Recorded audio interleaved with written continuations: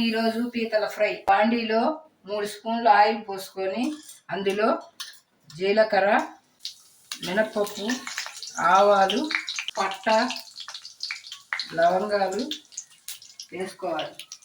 చిటపట అన్న తర్వాత అందులో కరివేపాకు వేసుకోవాలి. అదేవిధంగా ఎర్రగడ్డలు, టమాటాలు వేసుకొని దోరగా వేయించాలి. అందులో కొద్దిగా సాల్ట్ వేసుకోవాలి. సాల్ట్ వేసుకొని దోరగా వచ్చేంత వరకు వేయించాలి.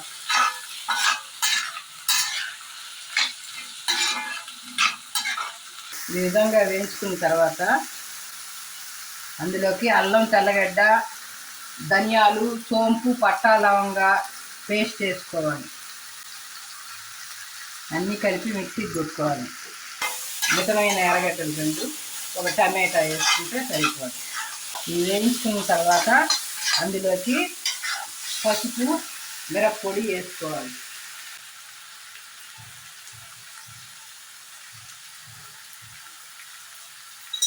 అర స్పూన్ మిరప్పొడి వేసుకోవాలి.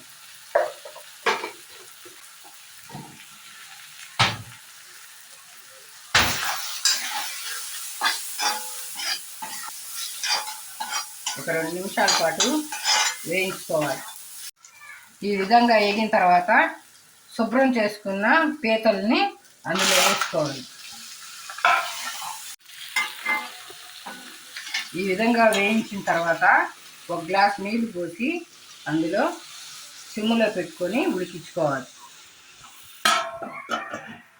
15 నిమిషాల పాటు ఉడికించుకొని ఈ విధంగా నీళ్లు లేకుండా ఉండేటట్టు చూసుకోవాలి. అందులో మిరియాల పొడి చల్లుకోవాలి. అందులో 1 స్పూన్ మిరియాల పొడి చల్లుకొని డ్రై రోస్ట్గా వేయించుకోవాలి.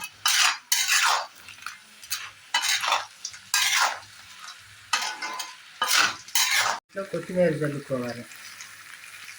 అంతే, టేస్టీ పీతల ఫ్రై రెడీ. స్టవ్ ఆఫ్ చేసుకొని సర్వ్ చేసుకోవాలి.